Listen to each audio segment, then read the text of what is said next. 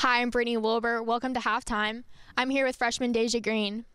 Da'Ja, everyone comes to Wofford in different ways, but your story is one of the more modern ones. Talk about how you found Wofford and chose to commit here.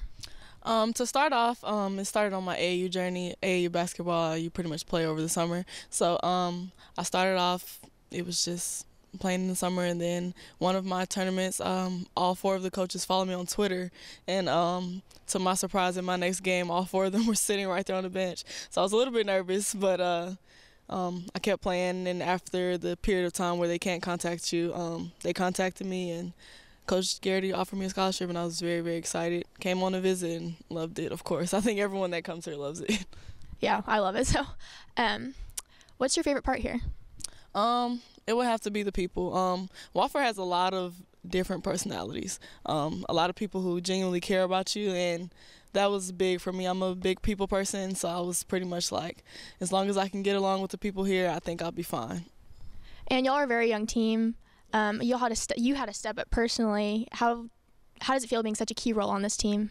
It actually makes me feel pretty good. On my high school team, I was the leader on the team, so it kind of made me feel good coming in, not having to be the freshman that's kind of sticking out. I was able to blend in with my teammates very well. They're a great group to get along with. You're currently ranked third in the nation for minutes played as a freshman. What does that mean to you? It's a lot of time on the court, definitely. I think I enjoy, my coach kind of trusts me. He likes me to be on the court, working the tempo of the game, and it's a lot of pressure. It started off being a lot of pressure, but I think I'm kind of starting to get used to it. My body's getting used to it, so now that it's time for conference time, I think I'm pretty much used to being on the court. So you don't get tired at all? Oh, I definitely get tired, but the media timeouts help. You've attempted the most free throws in the Southern Conference this year. What about your game gets you to the line?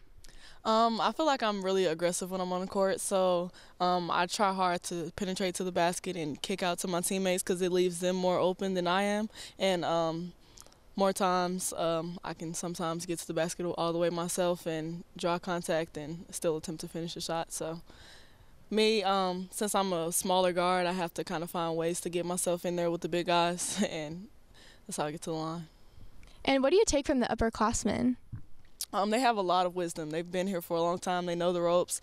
So they have definitely helped me get used to managing my time and the workouts and treatment and making sure I take care of my body, get ice baths and things like that. Because even though I played a lot of minutes in high school, it wasn't necessarily the same as the amount of workouts we do here. So the upperclassmen, they've definitely kind of taken me under their wing and helped me get used to this journey.